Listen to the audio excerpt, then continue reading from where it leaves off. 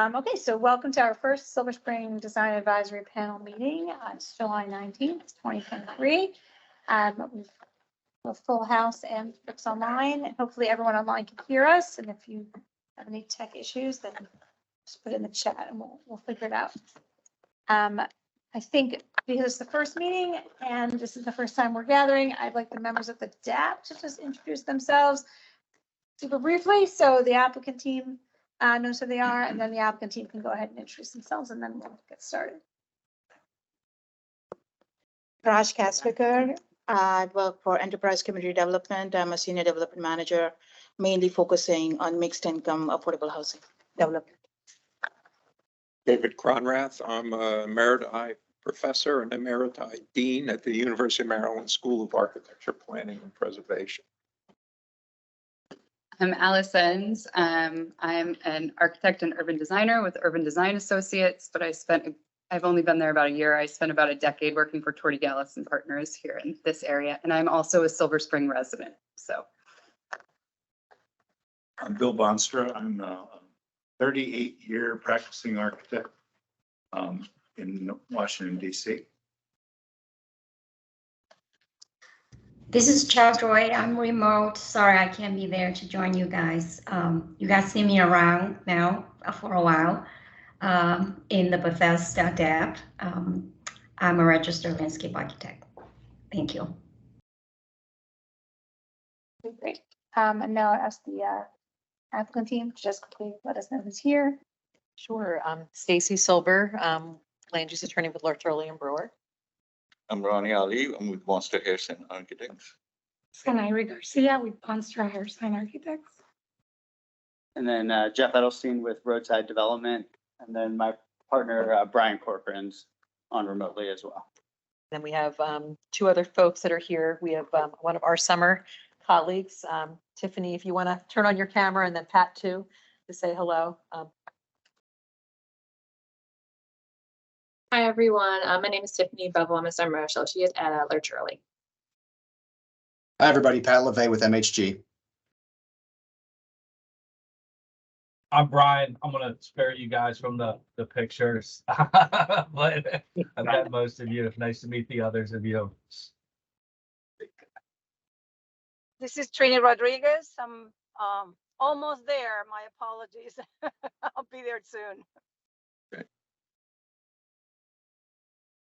What's the sequence? Are you guys doing anything first? Would you like us to jump in? Let you guys. It is recorded, all right? We're recording this. Yes, so we're everyone to know that this meeting, the whole meeting is being recorded. It gets posted on our website afterwards, so that people can watch it. So if anybody's joined the Teams meeting from here, just mute yourself so we don't hear that.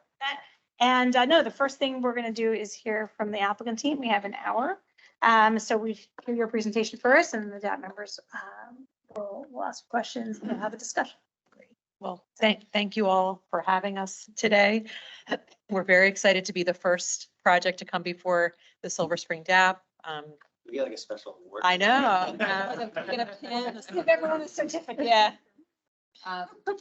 And as you all know, we're here to discuss the sketch plan. We're at sketch plan and preliminary plan. We'll be coming back with the site plan where we'll have greater details on architecture and landscape design. We have been working also with Historic Preservation Commission staff, and we're going to be sharing an additional slide that we've been working on with HPC staff to show how we've begun to advance concepts. You're going to see a little bit further detail on architecture on that, but it's really conceptual still. That'll be moving further into detail when we get to site plan, but it helped our conversation with HPC to begin to think through massing and how everything incorporates and joins together. So what I'm going to do is I'm going to turn it over to Jeff Edelstein and Brian, who will talk a little bit about roadside development, and then Zenery and Ronnie will take you through the architecture. And again, we have Trini Rodriguez and Pat LeVay, who are here too to answer any questions. Again, Jeff Edelstein with Roadside Development. We're a DC-based development company, mixed-use developer. This is an exciting one. This is our first project in Montgomery County. We've done a lot in the greater DC metro area. Most recently, our redevelopment of Fannie Mae's old headquarters on Wisconsin Avenue across from Sidwell.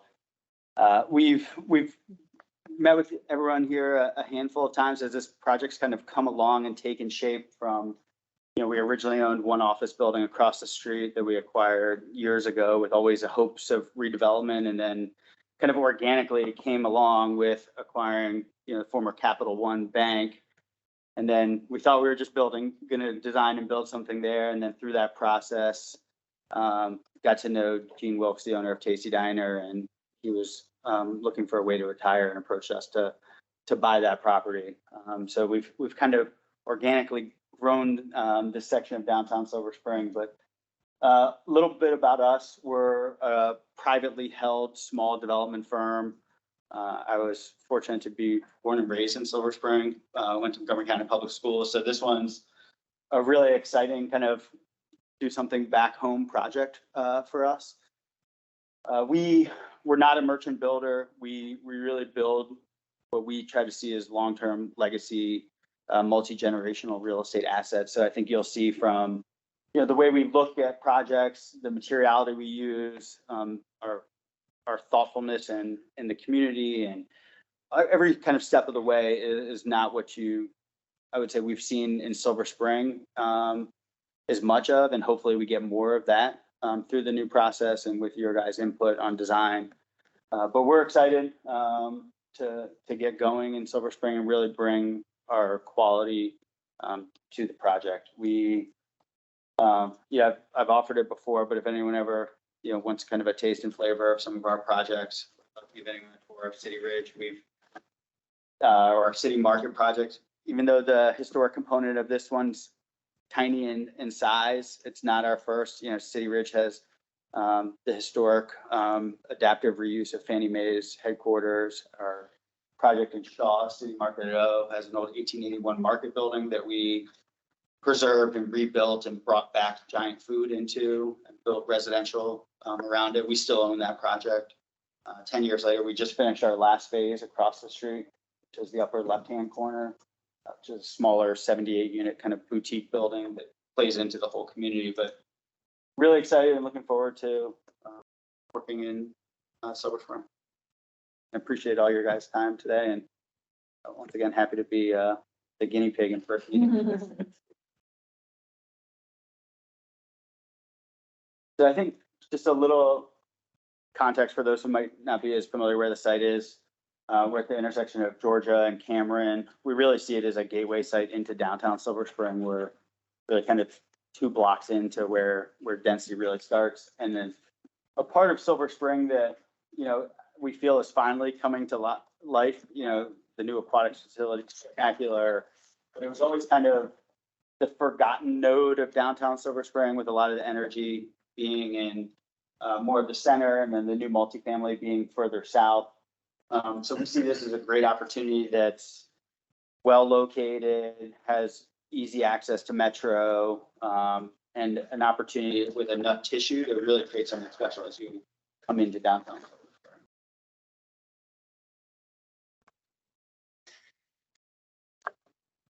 Just quick highlight of the existing zoning and densities around our site.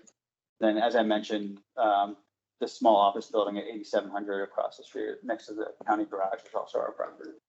The property, as some of you may know, was recently rezoned to this density and to this height.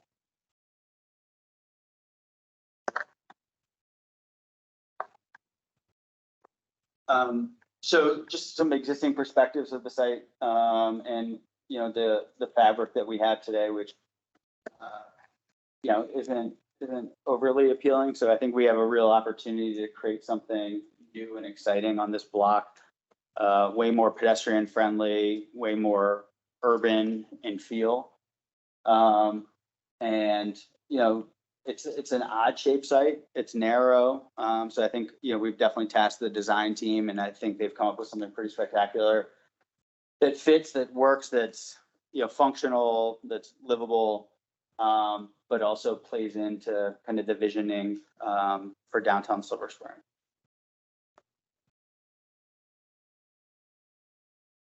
I think, you know, the most obviously interesting piece of the site for many people, because most people probably have been to Tasty Diner, and was all the hubbub of when we acquired it. I've learned more about old dining cars in the last, 6-8 months than probably ever planned on knowing. And actually had the opportunity to spend a lot of time with Gene and understand, the business and his original relocation from, on Georgia when it made way for Discovery's new headquarters. So, very much in the nature of dining cars, they were mobile. This one, wasn't originally here. It was in multiple pieces. We, unfortunately found out that it is what it is. It's not like it's been covered over the years and wasn't this beautiful stainless steel dining cab that had been painted and I'll say modified over the years. This is, as he said, it was the Chevy of dining cars. It wasn't the Buick or Cadillac. This was Chevy from day one. So we're excited about the challenge and challenging the design team to how do you pay homage to this very kind of emotional building to the community, but then work it into the architecture of the new site. And I think we've come up with some really creative options and met with both Silver Spring Historic Society day one before we started anything, with the county's Historic Preservation Office. So we've gotten a lot of input from a lot of really knowledgeable folks in the community. So we think we're headed in the right direction with it.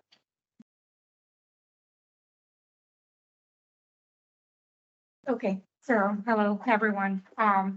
Here we have the existing condition site plan as we were just mentioning. We have a high-rise scale, bustling and active Georgia Avenue to the northeast of the site, and then a step down in scale, more semi-active to the southwest on Ramsey. We must say that all current construction on the site is dated from the 2000s, including the relocated Tasty Diner on the southwest. As you can see, the site has a very irregular form with the narrowest based on Georgia and slightly increasing in width towards Ramsey.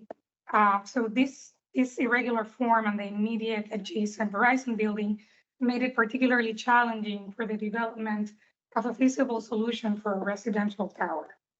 Yeah, real quick, I think for those who might not be familiar, the site immediately to our south is a Verizon substation. It's a activity-less, call it a fortress, that we did try to reach out to them and see if we could redevelop that in conjunction. There have been Verizon substation redevelopments that have taken place in the greater area. This one was completely off the table for them. We even talked about going up and over them and trying to incorporate it in, and shot down at every step of the way. So kind of big challenge to have a neighbor right next door that's looks almost prison-like brick building. So Is that Via Rancho, right? It's behind me. Yeah, yeah. Right there to the south, yeah. Yep.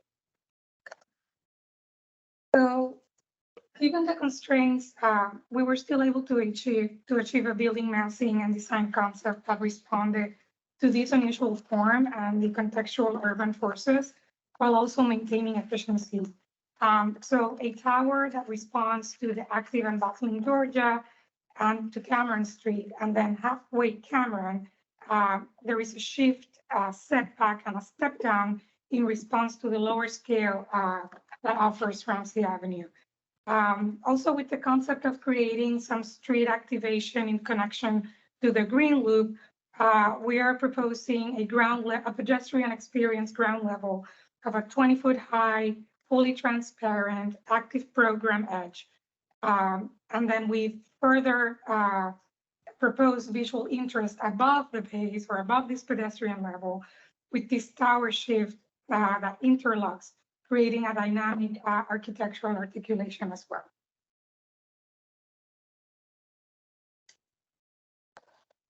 In this diagram, we wanted to show how our building responds to the context and to the design guidelines. So starting on Georgia, on the corner of Georgia, we have a high tower that comes all the way to the ground at the architecturally significant corner and extends down to Cameron with the purpose of activating the street level frontage on Cameron with either commercial or active amenity program. As you can see, the building face on Georgia has a small setback. This is to accentuate the tower and to limit the apparent width of the building face on this side, and also enhancing that verticality of the tower, the high rise on this scale of the street. Then as we move down to Cameron Street, the purpose is to pull in that pedestrian experience from Georgia towards the corner of Ramsey. And this can be achieved at the pedestrian level with that double height space I was just talking about and the active program experience. Then at the base level with plane and material changes for visual separation of the building forms. Then halfway through Cameron, the change of angle above the base right here, and the generous setbacks create an expressive geometry, increasing also that visual interest on Cameron Street. We must mention that the angle and the setback at the base opens up this second important corner. We call it the tasty corner as a new interpretive node. Again, with the intent of pulling in the pedestrian activity from Georgia to this newly transformed urban outdoor corner. The historic diner will be slightly shifted towards this corner to make it an important anchor point and to make it the main character of this node. Above the base, as you can see, the generous setbacks, the intent here is to create some type of relief towards this lower scale of the site and also allow for outdoor building areas for amenities or program that has a direct visual connection to the street, this corner. Yeah, for the tasty piece, we played with where it could move and live. We even had another developer who said they'd love to move it to a property somewhere else. We were trying to keep it as close to its original home as possible. If you've been there, it's still standing, you can see it today. When to accommodate access and the grade changes of the site, it kind of has a wonky entrance now. So we're really trying to look at the grade with the architecture and landscaping team to figure out how the best, like, I'll call it, shift it from its original location, still leaving it in generally the same spot, but to make the access and potential, plaza and outdoor seating around it even better than exists today.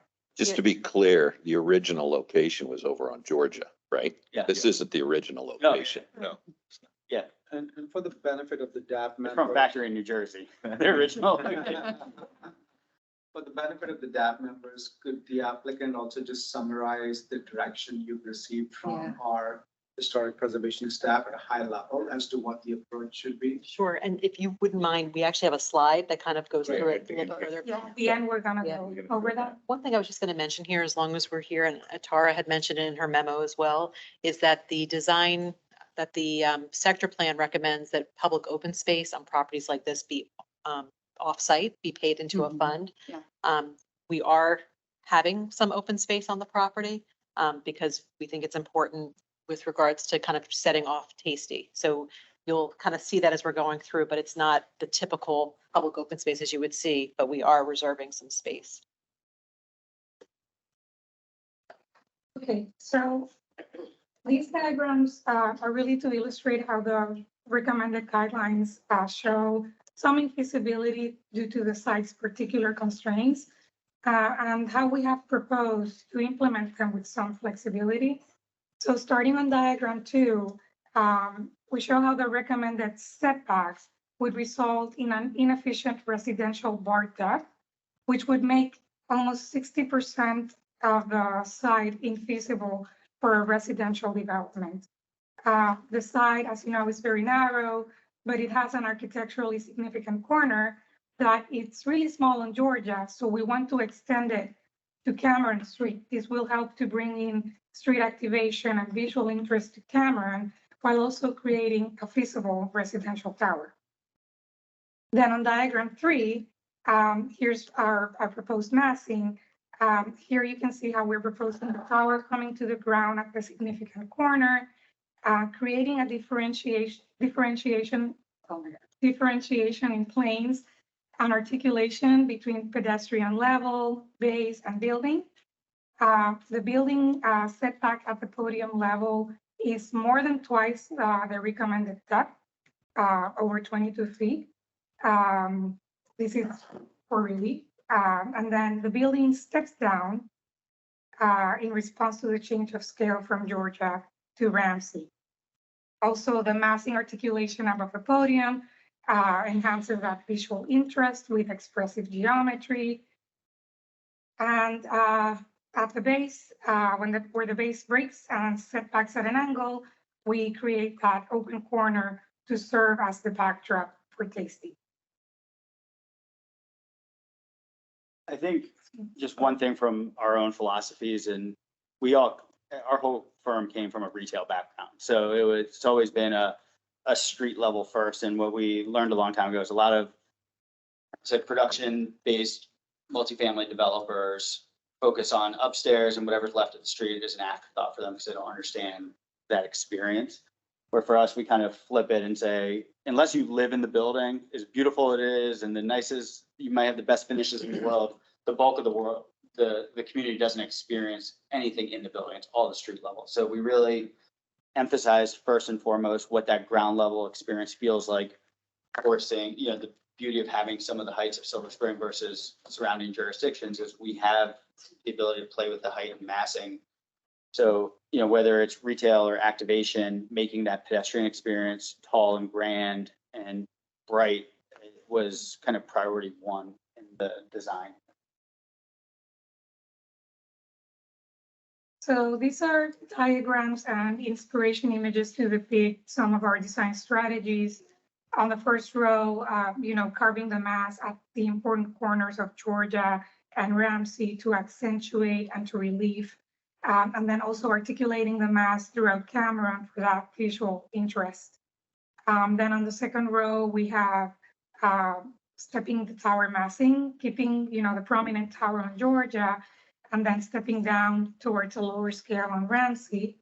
And then at the bottom, it was really about defining that building base and the streetscape, starting on Georgia and then continuing down Cameron with a base break at the corner of Tasty for that enhanced pedestrian experience. On this slide, these are just more of those building base inspiration images to talk about transparency and double height at the ground level. Really, this is what the pedestrian perceives. Some activated and vibrant streetscape experience. And then also talking about above that pedestrian experience, how we can articulate the facade with an architecture that is integrated to the building and really counters the idea of a typical garage parking with a combination of different materials that are attractive, that are concealing, that are dynamic, and that will add visual interest and character to the streetscape. This is a volume massing of the overall concept. So again, a residential standard tower that grounds at Georgia, extends to Cameron. The massing rotates and kind of steps down and steps back in response to the street layout and the urbanscape. The base angles and takes a break at the corner of Ramsey to create that interpretive node, opening up the sidewalk to create that outdoor space that serves as a backdrop to Tasty. And then further massing articulation above the base for that expressive geometry and relief, while also creating outdoor areas in visual connection to the street at this important corner. These are corner tower inspiration images. On the upper right image, we have a similar condition on Georgia where we want the tower to extend to the ground and then all the way up. And then it has a small setback on its plane to accentuate the corner, limit the apparent width, and really talk about verticality on that face. And then the bottom image is a good example, the bottom right image is a good example for the differentiation of base and building while keeping an integrated architectural design. Also, you can see here how the street edge is maintained for that street activation And then the base is further articulated for more visual interest. These are just step massing and articulation inspirational images with moves that respond to a transition of scale, but also creates activated outdoor space at street level and above the base with terraces and green roofs. This slide is to show in 3D view the proposed building within the current context versus the approved sector plan with the maximum height build out. So you get an idea how it will look in future development. On this slide, we show the two types of streetscapes proposed for the project. On the left side would be the streetscape in front of Cameron, and then on the right side would be the streetscape proposed for Georgia. And then we have the new proposed corner of right here, the new proposed corner of Tasty, further enhancing that public open space.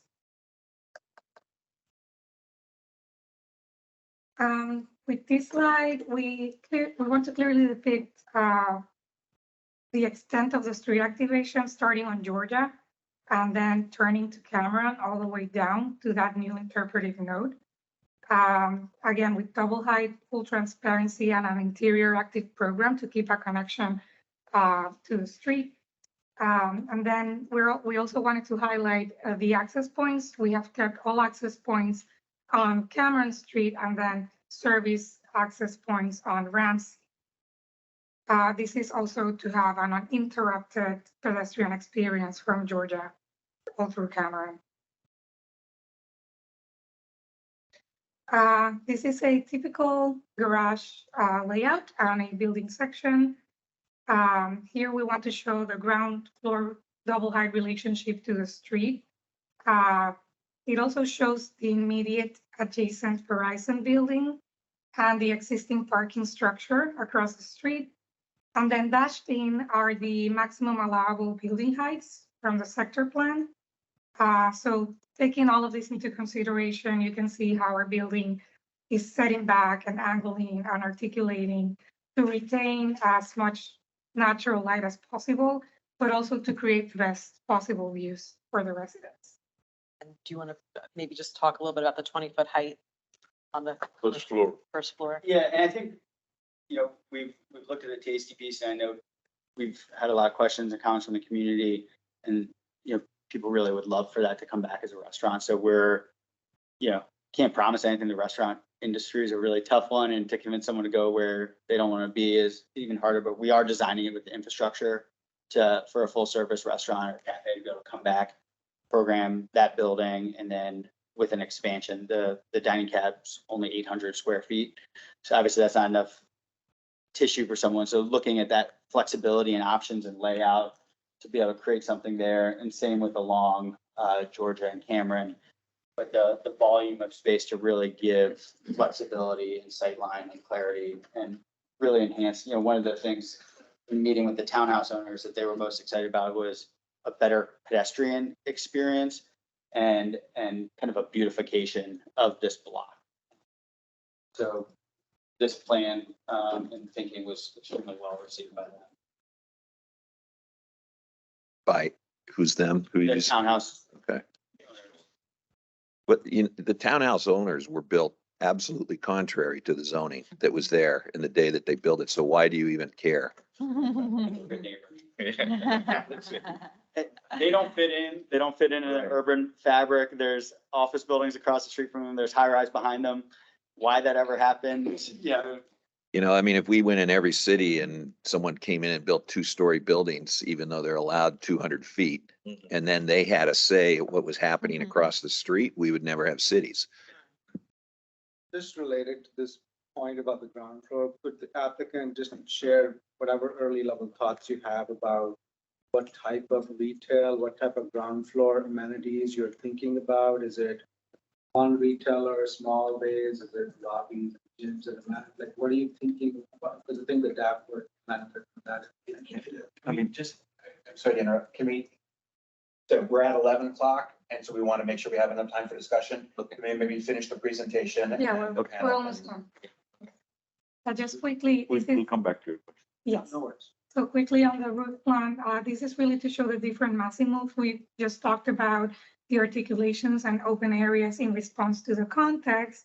And then our final slide is really to talk about how we have begun discussions with HPC and how the historic car will be integrated to the architecture of the building. All materials and details will be worked at the time of site plan. This is really just concept. But overall, you know, we just wanted to break the base and pull back to really create a backdrop for Tasty. With the introduction of landscape design to beautify and enhance this interpretive node, this corner. As you can see, we've introduced some of the horizontal language of the diner to the glass facade through horizontal bands and then glazing panels that are designed in a way that will reduce scale and be more consistent with the scale of Tasty. And then also we create a second move where we push in the first two levels of this ground floor level to kind of, you know, push back the building and frame Tasty at the corner, making it a main character of this corner. And I'm just going to add that we have discussed this with Dan and Rebecca. They can speak for themselves, but I think that they were pleased with the progression, kind of where we had been, and emphasize kind of having a relationship in terms of banding and how the architecture of the new building ties into the Tasty building. So we've kind of gone through a design progression with them to get to this point. And so this is what we're planning on taking kind of with their guidance and support to HPC in mid-August. I mean, this corner is the celebrated corner where you enter into the building. If you're residents or amenity users, and then with the Tasty and the imperative node, it is becoming the apex of the walk of the capital street. Yeah, that corner, just to add, because of the angle that Cameron has, when you come eastward from Cameron, actually that corner becomes a very social terminus. Exactly. So that is a nice gesture, urban gesture. This is all, you know, a lot more modest gestures, but I think that's what the master plan envisioned, sort of having small nodes along that the green belt. Can you go back to that plan view? I have just a question, that one. You're, obviously, this is a response to potential tower separation, right? You have your width. Right. And this is a relatively narrow block.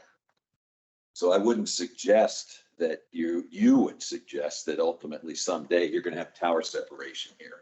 Because it could be that that's the full elevation, you know, it could be two buildings, but the full elevation. So what's happening here? This just is so weird to me. You know, what is the fire separation? What is that elevation gonna look like? Are you even gonna have windows in this portion? And if so, why can't the tower be, at least for a certain depth, be zero lot line? Why is it that strange angle Do you want to go back to that? in the plan? I mean, what, for instance, if you go to the plan again, you know, why isn't it that there's something here, you know, and then you have like almost like a courtyard that the tower is forming behind it, so that you actually could have windows that maybe we're looking that way. But I mean, you're not gonna have, I don't think you can have windows in here, because you're gonna, someday they could go away. There are limited windows you can have, a very limited amount of windows. This bar depth is for efficient residential tower planning. Yeah, I get that, but I think it's an odd mass. So that's why I'm wondering how, I mean, you don't show any elevations or even anything looking from the south. And I'm just wondering, what are you doing on the south to meet either the guidelines of a tower separation or not? We're working on those, and you said it's a conceptual level of presentation, and we're working on the elevations of the, you know, amount of windows and opening and recesses that we can put in. Just, is the presentation? Yeah, we're, Is that it? Okay. Yes. Yeah. There's the definite questions. Well, I actually was, when you were on the last slide, I mean, as I think all we can recognize, this is gonna be called the Tasty Diner site for like some It's a time. trademark You know what, use, so we so- actually have to stop using it too. So well, hey, as a Silver Springer, it's always gonna be a Tasty Diner site. I just wanted to go back to a little bit of like the historic preservation discussion that were had with the applicant. It's very interesting that you did get a community feedback about it trying to open as a diner or as restaurant site or whatever it is. Was there, irrespective of that opinion, not everyone who says what they wanted go and visit it. So was there any consideration given on, like, what was the, I guess, guidelines on historic preservation thing? Was it the use that was historic? Was it like just the facade we are concentrating on? It's- What, I mean, it's not- where is the, I guess? So it's not at all use. We don't have any, I mean, standard one for historic preservation, for the Secretary of the Interior standards for rehabilitation says a building should be used for its historic use or an appropriate use. Mhm. That doesn't require extensive change to the building. Now, there are a whole bunch of non-historic additions on this building. And from our perspective, any applicant who proposes to take those non-historic additions down should be approved as a matter of course. So I think the original proposal that they came to my supervisor, Rebecca Ballo, who's in a different meeting right now, they said, hey, can we move it? And Rebecca's response was something to the effect of, congratulations, you bought yourself a historic building. So the building, from our perspective, should stay on the site it's in now, recognizing that it's not historic. And we're fully supportive of adaptive reuse of the site, but incorporating the Tasty Diner into that piece. Where and how is something that we tend to be a little more reactive to. I mean, we can provide some guidance. We didn't want it hidden. We, talked about some other approaches that could be used or that have been used in other places in the region, how to incorporate a historic building into a much larger development. And sort of with our feedback and a sort of largely iterative process, this is what the applicant came back with. So it hasn't been seen by the Historic Preservation Commission yet. I think that's planned for August, correct? Yeah. So they will bring it forward to the Historic Preservation Commission for their 1 August meeting, for feedback from the commissioners. But, our larger concern from a historic preservation perspective, at least within the office, is what's happening sort of at the streetscape up to the pedestal level here. We're less concerned about the, next 120 feet or whatever it is above. Well, okay, then let me ask. Just going back, and this is just general curiosity, so I don't want to take a lot of time. I can maybe just email you later. Was there always a consideration to keep the structure of that car intact? Yes. You don't want them to and again, as a developer, sometimes, right? Could you just peel off the skin and put it on a new building?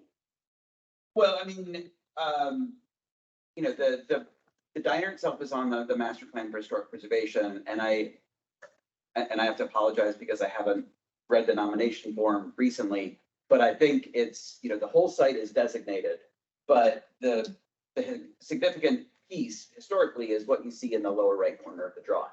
So. Car. The Part of the car. Yeah, there's this, because it was moved, I think there is no historic setting like you would typically find, because there's nothing historic about the site itself, since that's not the original location, but it's the cab itself. It's the car. Yeah. But you did say that could it go in a lobby that's 20 feet tall and be a gem, and you can see it through a glass, so you have a One of the safety things net? you proposed was, could it Right. become like a jewel piece in the Yeah. lobby and be a Yes. bar? So how Yes. did Yeah, how Yeah. does, Well, so that was never, I mean, that was discussed internally. so Okay, that was okay. never Oh, presented okay. to us. We had spoken to Rebecca. Yeah. Yeah. And So, Okay. in one of our early meetings, one of my notes is to myself was, could this go inside ? So it's something that I certainly thought of. I mean, there were There would be a number of other considerations about how visible it is through the lobby and et cetera, et cetera, et cetera. But we didn't, you know, in our charge, you know, we didn't want this piece hidden. So we wanted to make sure that it was highly visible wherever it ended up. And more It's a prominent. challenge, like, don't get me wrong, it has 7 foot and change ceiling heights right now. And so it's like, how do we take this challenging little building in a dense urban environment and showcase it? So to landscaping, the task is, I think, heavily on them to make it feel vibrant from the future use, from an outdoor seating and plaza and experience and energy. Well, to the similar, what you just Not suggested, easy. from what you just suggested, could similarly it be an object in the space, in the public space, rather than attached to this massive building? Because, I 'Cause mean. that's really strange. I do talk about, and again, you know, because it's so initial and I'm sure you guys are still going through material, so I don't want to Yes. comment, but it just seems so, I mean, I know you guys talk about those bands to whatever. It's so tiny and your building is so massive. If I'm standing in front of it, I don't care if those bands are where they are, right? I mean, my eye level is at that diner. So it just seems a little out of place. So for me, I'm like, why even attach it to the building? Have your fabulous building with whatever material that speaks to the modernism that's around it and give the diner its own place. Where? That's a challenge. I totally get the challenge, We love to bring. but it's just this thing is a little odd. We love to bring the testing inside our 20 feet tall lobby. But I think what we're trying to do here is actually, as you walk along Cameron, the way the building goes and it's dynamically angled and create a little bit of public spaces, an imperative node. And in your eye level, you see the historic building behind, and there's a silhouette behind it, which is, that's what. I don't think you're gonna see it. So we have about 15 minutes left, and there's a lot more to the Yeah. building than just this. I think we probably have this for a while. Maybe move I have on. 2 comments. One, so there's 2. I just wanted to thank you all. This is a very tough site. It is tight. And so getting a viable residential building on a tight site is a challenge. And I think it was a very comprehensive conversation and presentation here. So thank you for that. I think the Tasty Diner, how it's treated is going to be a big issue no matter what. And then the parking above the ground floor. I think that's a real challenge. And a lot of your precedents, I think it's great to have these precedents to communicate what the language is, but very few of them have parking above that ground level. So what does it look like? You know, these are really, there are lots of desk shots and you have all these lights in that podium above the ground floor. So what does that mean for the building in that section? And I know the design guidelines are very specific about base, middle, top, but how do you think about how you treat that zone so that it is enhancing the public realm versus being a detriment and sort of killing it? Because, you know, in DC, you never have parking above grade. And so you look at all of your wonderful buildings and they're great because you have ground floor and then you have this units above. It's funny, I think this building back here, as I was driving in, it has parking, but it does a good job of taking the materiality of the towers down onto the parking piece. So it's not, and in your notes, you talk about changing the materiality. I think looking at how that connection and how you bring that down will be really important. And so that was a big thing that if you want to talk more about that. And then the other thing, just going back to Tasty Diner, street level views would be really helpful because you did a lot of views from the air. No one's going to perceive it that way. How does someone see that dining car? How do you see the view on Cameron? How do you understand that space? Because in plan, it's really weird. And I know there's a lot of strange street conditions, but it's like a residual space. It's not a true space. So I need more to understand how that works and how it is enhancing the public realm. Because right now it's like there's a is it like the towers just emphasizing? I know you pulled it back to make it obvious, which is a way to go, but it just feels like the tower above it's going to crash down onto it. And we'll be back at time of site plan with you guys when we will have those ground floor planes and we'll have the architecture and But it's- everything more I was refined. going to say, it's not even the architecture, it's even like the massing just, we saw the massing of the building from above, so just putting a person in SketchUp on the ground Yeah. and seeing how that relates, seeing the townhouses, seeing what Trini was talking about, and that relationship, I think, is really important. Yeah, and it's really important. I think the Xiaoju has. Xiaoju can go first, and I'll just say that the podium is a really important piece, and we want to hear more from the DAP on that piece, because the point of the podium in the guidelines is to create a human scale face to the buildings, which implies that there are human beings in the podium. And here we have a building that has a ground floor that's going to be very active, but then 5 or 6 floors of parking above that. So the podium has a lot of inactive use in it, and how the DAP wants to address that would be. If I can answer the garage question quick. I think, is it, so we're, I'm sorry, this is our first, and so we're sort of running, we're working out the kinks of time. No I mean, let's get more comments. So I mean, I think what we're hearing is that there are things that DAP's gonna want to see again in a little bit more detail. So maybe if we can get more of those on the table so that we're set up for next time, rather than do response. Joy? Elsa, it may be helpful just before we break for Jeff to talk a little bit about kind of the vision on the structure parking. That seems to be a big issue, but perhaps we can, if you want to go through more, I just think to leave that on the table without any feedback. We're gonna see it again and then we'll understand. I think we want to make sure we hear all the DAP members' comments before we have to close the If meeting. we have 5 minutes left, I'll answer it. How about that? Yeah. Xiaoju, go ahead. Sure. So, thanks for the presentation. So along the Georgia Avenue, what is the treatment? Because this is a front facade facing a downtown boulevard. And you talked about some treatment and there's no setback on Georgia Avenue. I think it would be really nice for the next submission, even massing wise, how does it look like? That's my first comment. And my second comment is the step back is only 4 feet along Cameron Street. It's a very long facade and I think 4 feet is just not enough. If you look back to one of our projects in Bethesda, Metro Tower has very similar sites, but shorter, but it meets all the requirements of base and tower with step back. It's a very elegant building. My final comment is that how does this building, the west facade, transition to the townhomes on the west? Because the tower is so tall, it casting so much shadow onto the townhomes area. Also with this, service parking going down, causing all this traffic. How do you address that? One more comment is about the programming on the ground floor. How do you have the activation programming with landscape features integrated into the dining, tasty dining? So these are all my comments. I haven't seen that yet. Can I just make one comment on shadows, that because of the way that the property is situated, there are no shadows on the townhouses. Yeah. Yeah, it's gonna be the other way. If I could just mention something, a few things. So first of all, I find your resolution for the Tasty Diner not to be sufficient to meet your goals.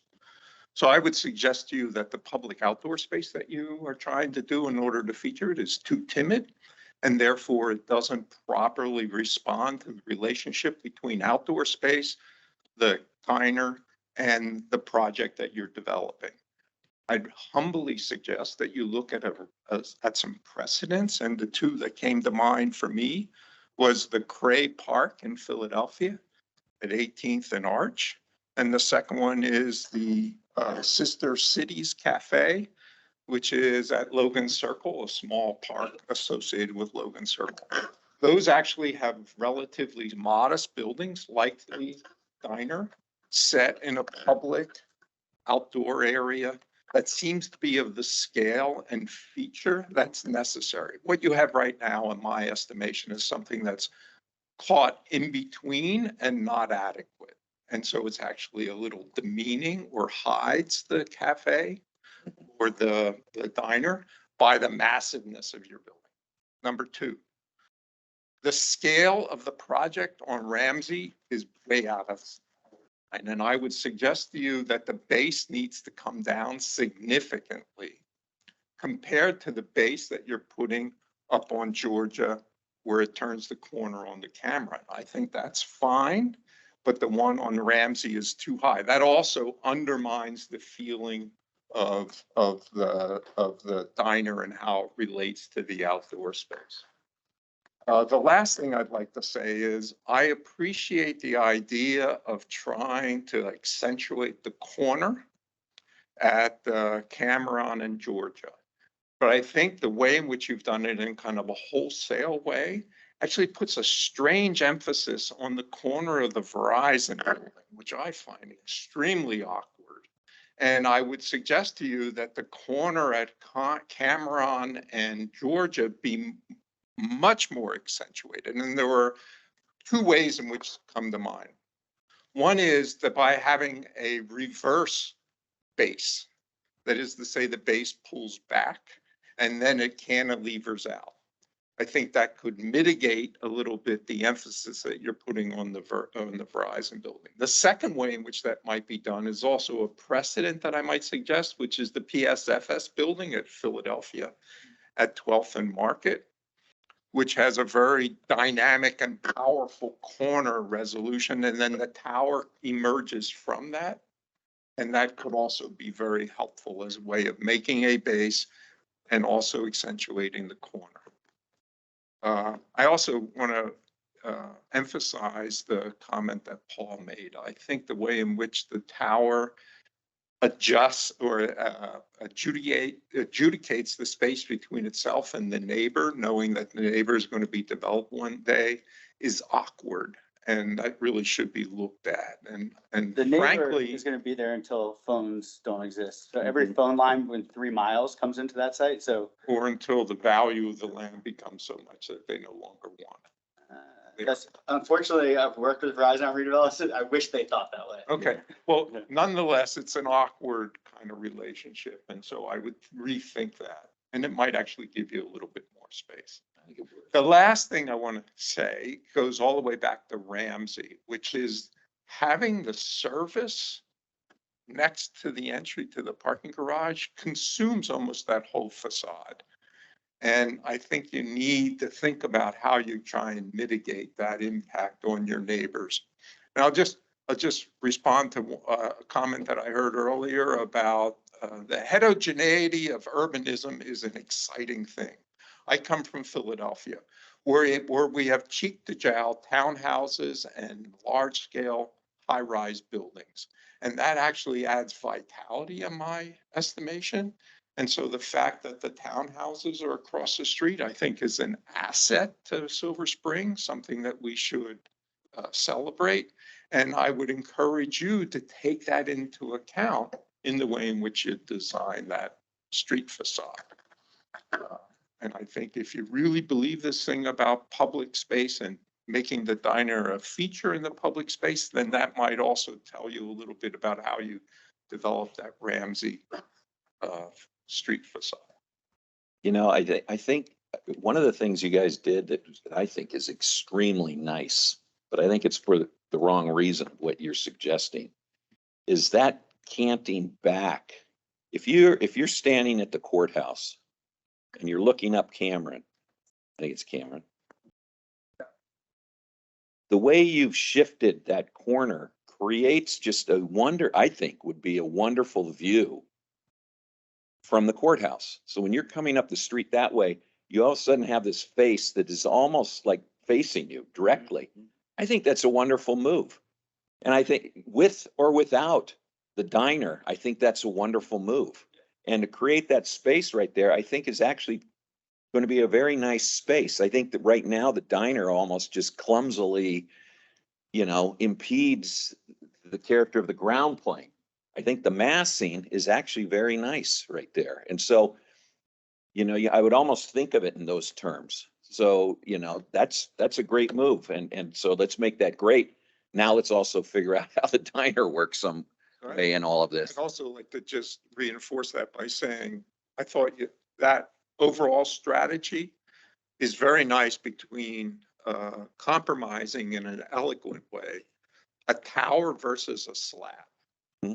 And the site demands a slab response. And I think the canting and the way in which you've tried to develop it emphasizes a little bit a tower aspect. And I thought that was very well done at that overall scale. It's when we get down to the details where I think it starts to fall apart a little bit. And the details meaning Georgia and Cameron corner and Ramsey and Cameron corner. Those are the two parts that I think need significant amount of work, but not to destroy what I saw as a strong reinforcing what Paul, a strong way of compromising between tower and slab. Yeah, I think one of the things kind of will answer, maybe not everyone's question, but it's a narrow site. So the site itself has, we've come into as many atypical residential design challenges as you can come up with, from still making sure that if we build, almost 500 residential units, we have something that people are willing to live in. So we're trying to, we have a lot of those constraints that we've been playing into and trying to work through and figure out and make sure that all these different elements can play well together. But appreciate your feedback. I don't think we have time to respond to everyone's comments, but as we continue this process with you guys. One more precedent I want to let you know about, and because we talked a great deal about it when the development came in for review in Silver Spring, is the Ripley Tower at the south end, the brand new one. It's the tallest building in Silver Spring right now.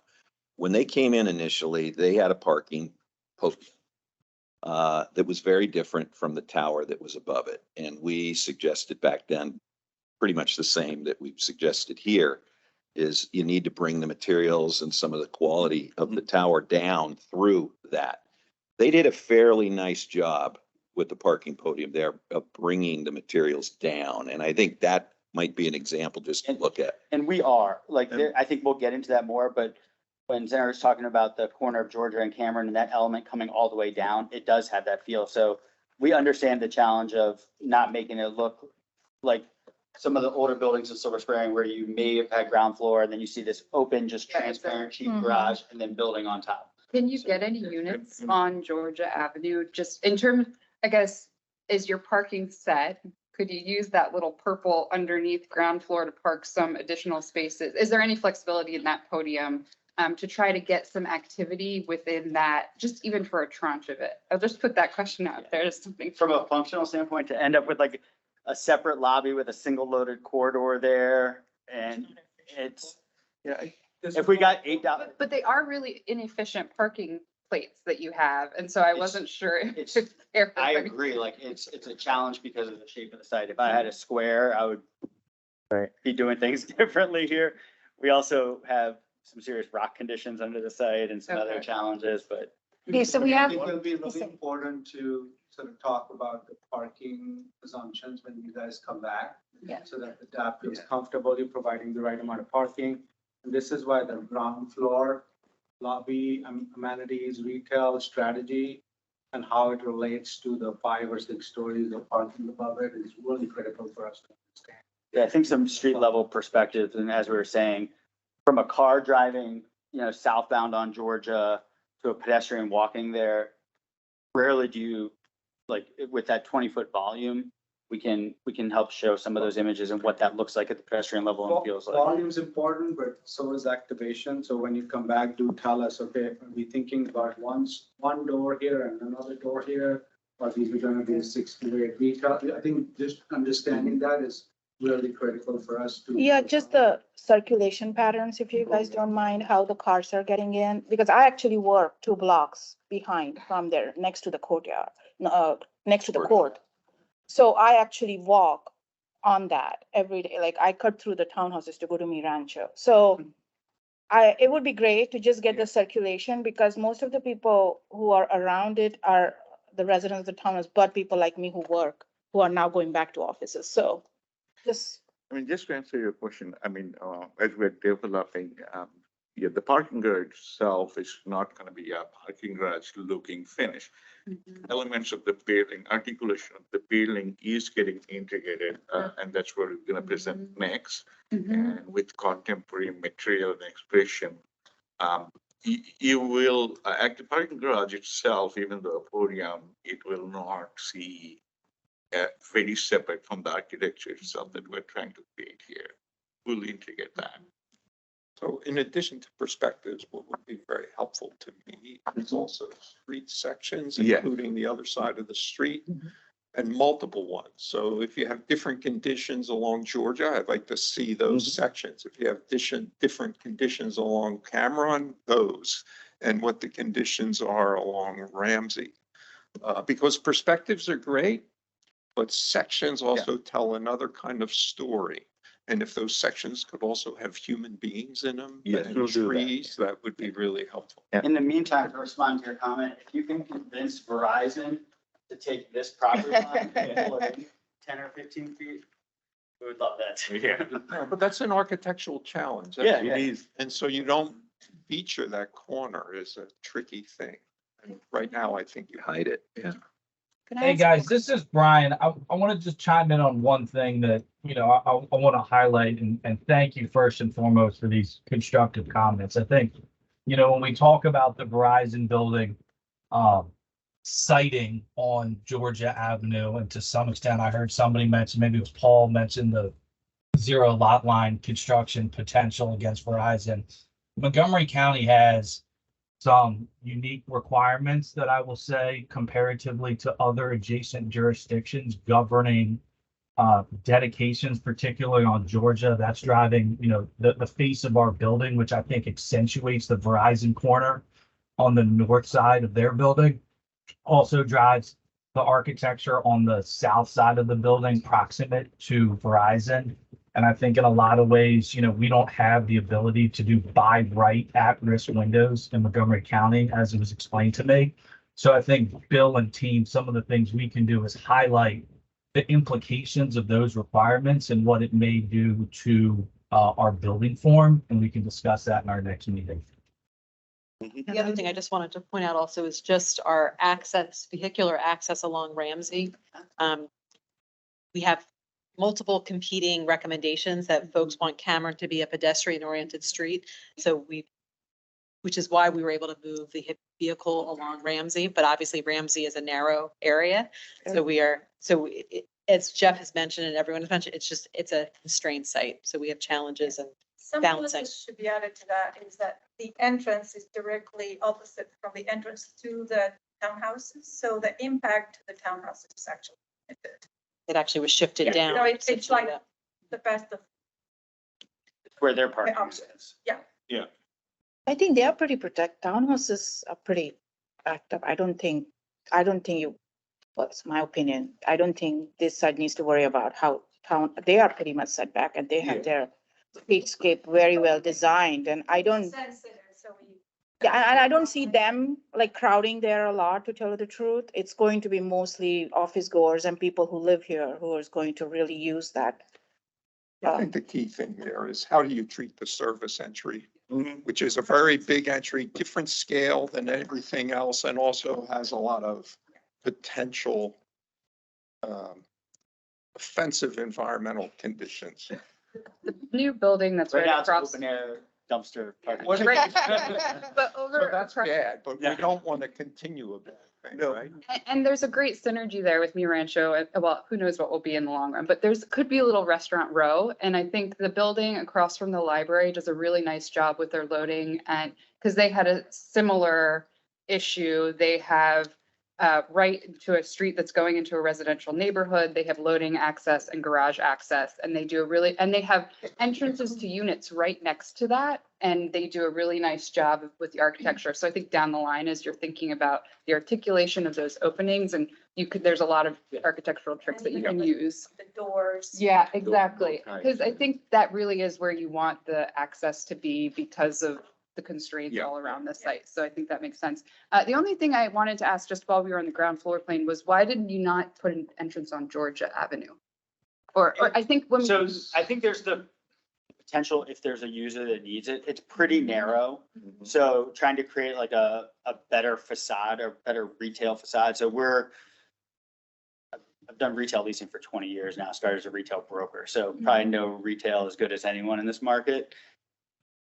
We're designing the fabric of the space to be able to accommodate a retailer, two retailers, or amenity space based on use. What we don't want to do is force retail where it doesn't belong.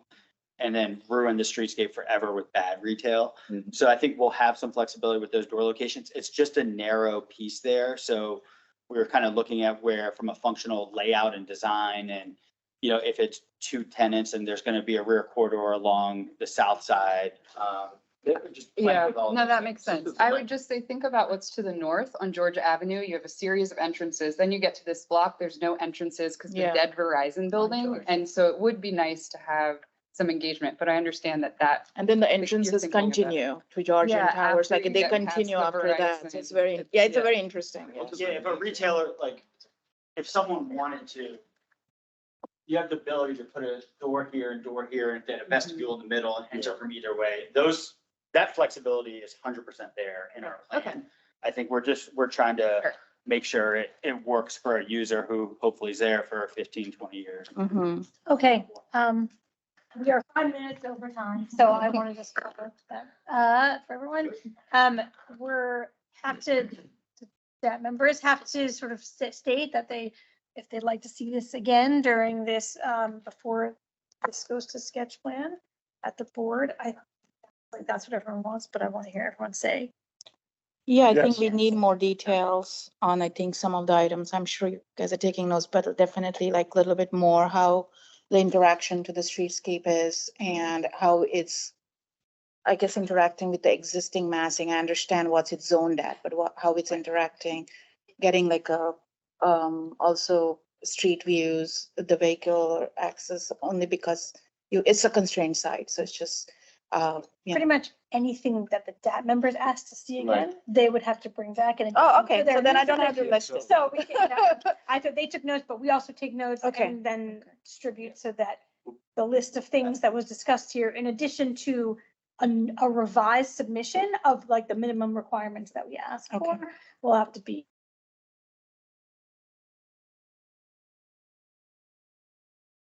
Everyone's feedback. Like I said, we're excited for this project. We're excited to, bring our kind of thought process and collaboration to Silver Spring, and excited to be the team's, first one and hopefully, one of the better ones. So the team is being easy on you. So Yeah. this is what easy looks like. So the next time you come back. they'll be- Well, hopefully we have another one to follow up with soon. Maybe it'll be the site across the street. So. Great. It's an exciting project, Mhm. really, It really is. really fun. We're excited Yes. for it. Great. Thank And you. just as a reminder, the DAP's not meeting in August, so the earliest next time to come back is September. September. Sounds good. Thank you all. Thanks. Thanks, everybody.